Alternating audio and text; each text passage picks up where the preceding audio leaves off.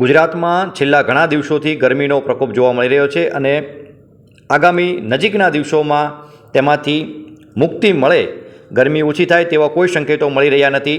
આગામી 5 દિવસ માટે હવામાન વિભાગ દ્વારા ગુજરાત માટે ઉષ્ણ લહેરની ચેતવણી આપવામાં આવી છે.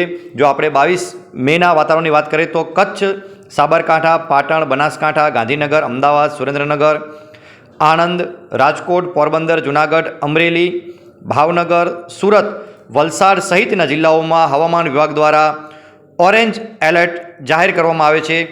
આપ સ્ક્રીન પર નિહાળી રહ્યા છો એ પ્રમાણે હવામાન કેન્દ્ર અમદાવાદ દ્વારા ગુજરાતના વિવિધ જિલ્લાઓમાં ઉષ્ણ લહેરની ચેતવણી આપવામાં આવી છે. કેટલાક જિલ્લાઓમાં ઓરેન્જ એલર્ટ તો કેટલાક જિલ્લાઓમાં ગરમ અને ભેજયુક્ત હવામાન રહેવાની ચેતવણી હવામાન વિભાગ દ્વારા આપવામાં આવી છે. આગામી 5 દિવસ સુધી ગુજરાતમાં ઉષ્ણ લહેર રહેવાની હવામાન કેન્દ્ર અમદાવાદ દ્વારા ચેતવણી આપવામાં આવેલી છે.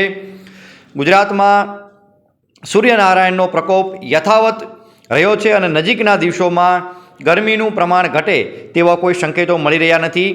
અમદાવાદ જિલ્લામાં ઓરેન્જ એલર્ટ આપવામાં આવ્યું છે અને સમગ્ર ગુજરાતની જો વાત કરીએ તો આગામી 5 દિવસ સુધી હવામાન વિભાગ દ્વારા ઉષ્ણ લહેરની ચેતવણી આપવામાં આવેલી છે.